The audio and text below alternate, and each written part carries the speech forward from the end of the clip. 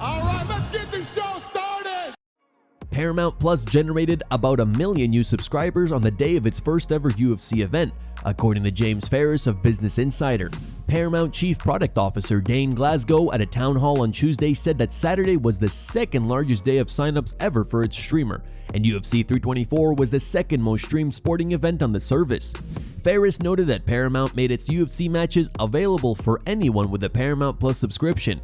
Before UFC signed its deal with Paramount, many watches were only pay-per-view for around $80 each. Paramount previously announced that based on internal data, that its UFC broadcast had just under 5 million average streaming views for the main card. Sean Strickland is back at it once again. He shared new footage on his Instagram page from a recent sparring session with UFC welterweight Michel Pereira, where the two engaged in an all-out weekly barroom brawl. Over 50 punches thrown, 0 landed.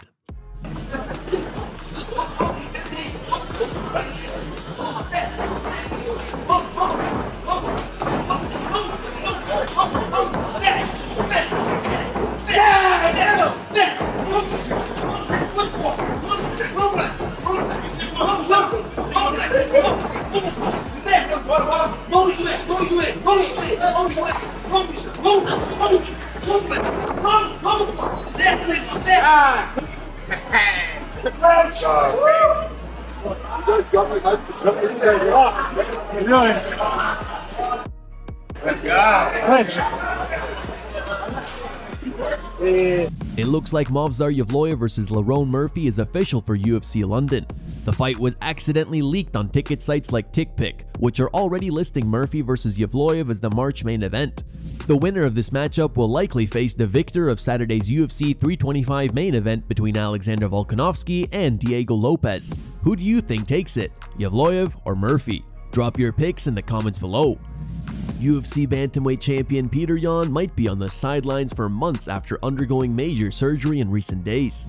Yan shared on Instagram on Wednesday that he underwent a 9-hour operation on his lower back to correct an undisclosed issue. While the surgery was successful, it remains unclear when the champion will receive medical clearance to return to action. Yan suggested that he may be out for a couple of months as he recovers, but remains optimistic about booking his next fight by mid-summer.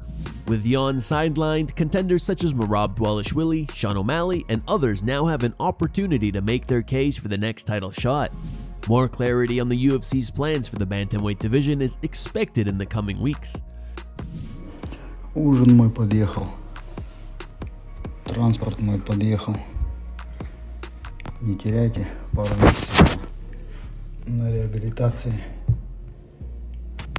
UFC strawweight Yasmin Lucindo has been handed a 9-month suspension by Combat Sports Anti-Doping after testing positive for a banned substance last September. Lucindo tested positive for misterolone, a prohibited substance classified as an anabolic agent on the UFC prohibited list. The positive result came from an out-of-competition sample collected on September 24, 2025. Lucindo was originally scheduled to face Jillian Robertson at the final UFC event of 2025, but the bout was cancelled after the failed drug test. She will be eligible to return to competition on or after June 24th. Veteran strawweight Angela Hill weighed in on the news, expressing frustration over her previous loss to Lucindo. Hill tweeted, "Tested positive right after we fought, but loss still counts on my record. Meanwhile, just had my 51st clean test in the UFC. Guess if you're not cheating, you're not trying."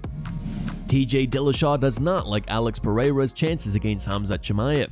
The former UFC bantamweight champion said on a recent episode of the Jackson podcast that he hopes the UFC doesn't book a Pereira versus Chimaev super fight for the upcoming White House event in June, believing the matchup would not end well for Poatan. Khamzat sitting at champ in the middleweight division. Alex Pereira sitting at champ in the light heavyweight division. Do we see them fight each other at the White House? I hope not. Why? Because Khamzat would run through Alex Pereira. Oh, hello. TJ with the call of the year. He would run through Alex Pereira. Run through. Wow, I love the confidence. Wow. Looking out for the team. That's not looking about the team. That's like looking at styles. Yeah, looking at stylistically. Stylistically, he Alex Pereira's not runs stuffing or taking any of those takedowns. You can't. No, you can't. Not. He ain't sprawling on Khamzat. He can try. He ain't hitting him with a quick sprawl. You could try. Wow. Dillashaw also weighed in on who should receive the next title shot at 135 pounds. saying that despite Umar Nurmagomedov's win over Deiveson Figueiredo at UFC 324, he believes Umar still needs one more victory before earning another title opportunity. He's got to get some more wins, right? I think he's got to do it in impressive fashion because we know probably O'Malley's going to get the title shot, because I'd imagine Merab's going to probably take a little bit of time. I bet that's what's going to happen. You know, you got a superstar in O'Malley and people want to watch him fight. So again, it's not about what you do in the cage. What I'm saying about Umar is that, like, O'Malley's win wasn't like super impressive, right? It was good. Like, he did a great job and he got the win. But like, he's getting the title shot because of like his star power. Yeah. Right? Something to call home about. Like, Umar doesn't have the star power that O'Malley has. So if you don't have that star power, you better show it in the cage. You better go out there looking to demoralize someone and get to finish and be like, oh shit, we can't not give Umar the fight. Islam Makhachev loves matcha, but only the high quality kind. The UFC welterweight champion recently ordered matcha from a robot barista and instantly threw it in the trash.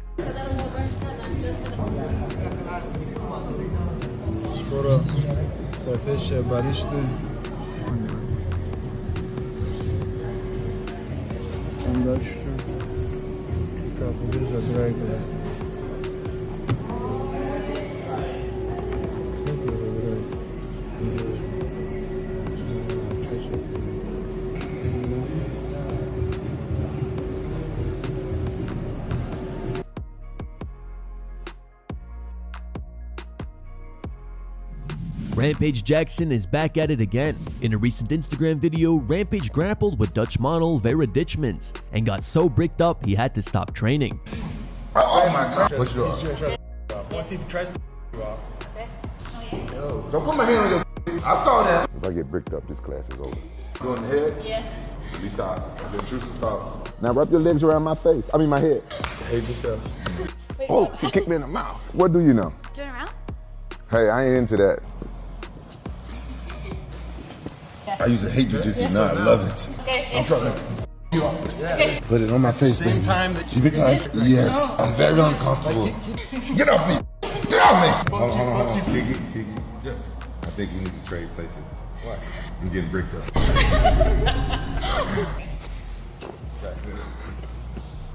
Drew bricks her. Well, come on, chill out. She was nice. On Thursday morning, the UFC held its UFC 325 press conference in Sydney, Australia. Alexander Volkanovski arrived wearing an apron and was once again convinced by Diego Lopes to sign at the presser. Together for Australia's own Alexander the Great Volkanovski. Hey, Volk. Sing again. For the guys. Come on. That was my question. Come on, Volk. Sing. Hey. You say Sing again. Come on. Come on. Cause tonight will be the night that I will fall for you over again. Don't make me change my mind.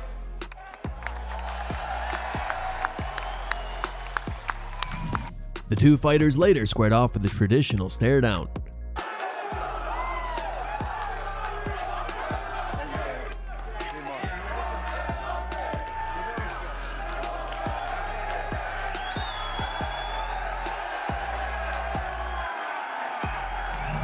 Daniel Cormier believes Movsar Evloev is being treated worse than Arman Tsarukyan.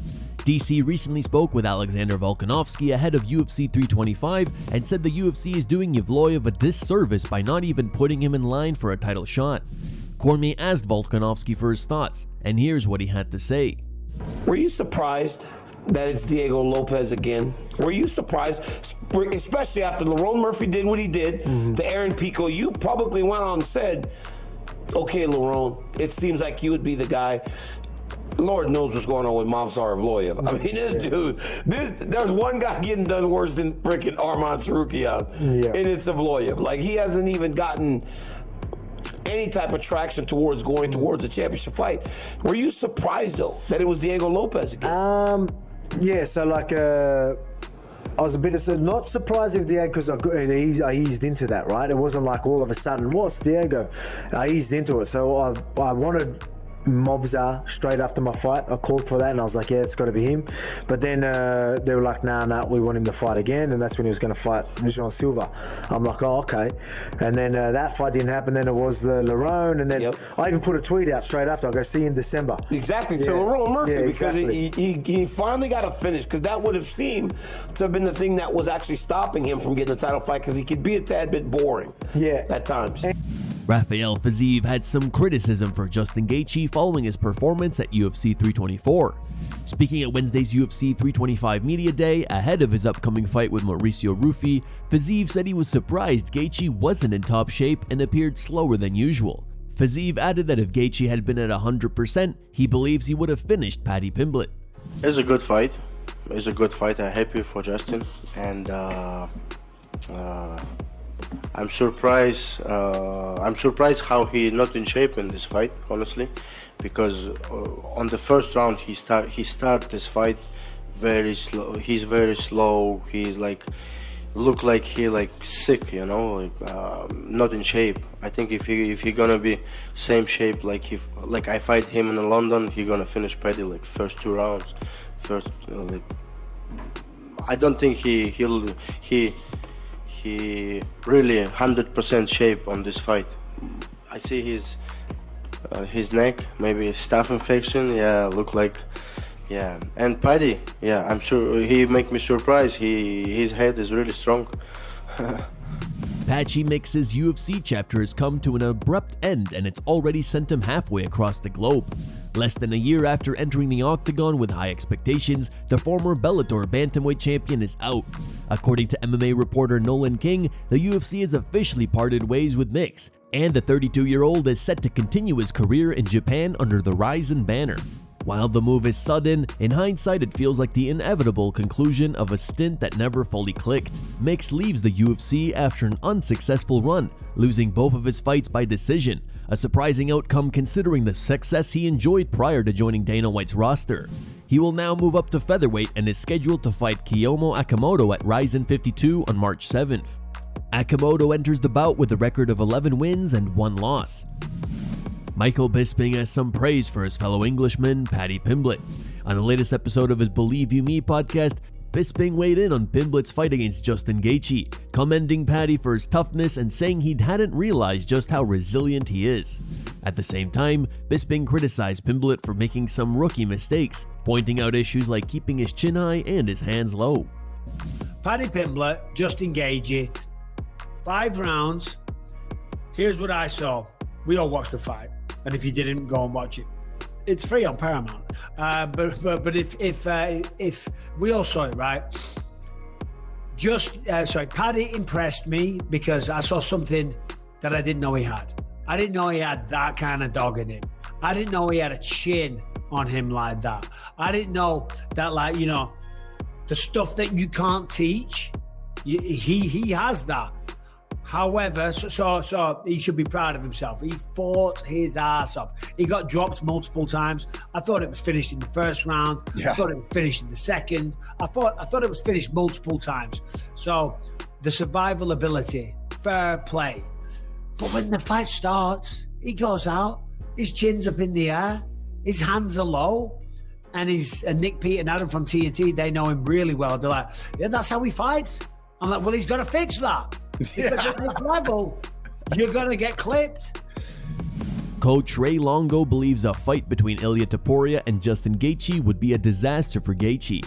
Speaking on the latest episode of the Anik and Florian podcast, Longo, alongside Chris Weidman, explained why a potential title unification bout against Topuria could be a nightmare matchup for Gaethje.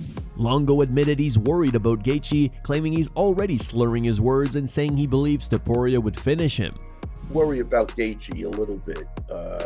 I think he's starting to slur his words a little bit. I think he's taking a little too much punishment. And that Ilia Topuria fight will be a disaster. That it's almost guaranteed. Topuria is not Paddy Pimblett. He hits like a truck. He's going to stay in the pocket. Based on the way Paddy took those punches, that Ilia will be able to navigate through that. I just think that's a disaster fight. Chris, that's a lot to unpack. What do you make of what Ray said, Chris? Yeah, I mean, on that point, I got to go with Longo. That's going to be a tough fight, but Gaethje does have the power that could change a fight at any time, and technicality really could go out the window. Because there's no question that Ilya is just on a whole different level when it comes to just as far as being a technical fighter, having balance on his feet as a boxer. He's got great takedown defense, very good jiu-jitsu. Gaethje doesn't use offensive wrestling, so you would think he'd be on his feet with him. And Gaethje's not going to be able to like pick him apart like he did against Tony Ferguson, where we've probably seen the most like strategic version and best version technical of Gaethje. So it would be a really tough fight for him. I agree with that. Gaethje was clearly unhappy with Longo's comments and responded writing, "Harsh, lost my biggest post-fight fan in Longo after one dominant performance. Still love him." Here are the top 3 memes found on the internet. Number 3 meme was posted by Intelligent Tier. Number 2 meme was posted by Isidordon.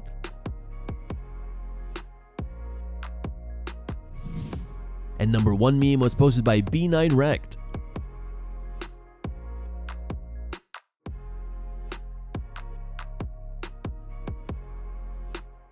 Thank you guys for watching. If you enjoyed the content, please give it a like and subscribe to the channel to stay updated with the latest MMA news.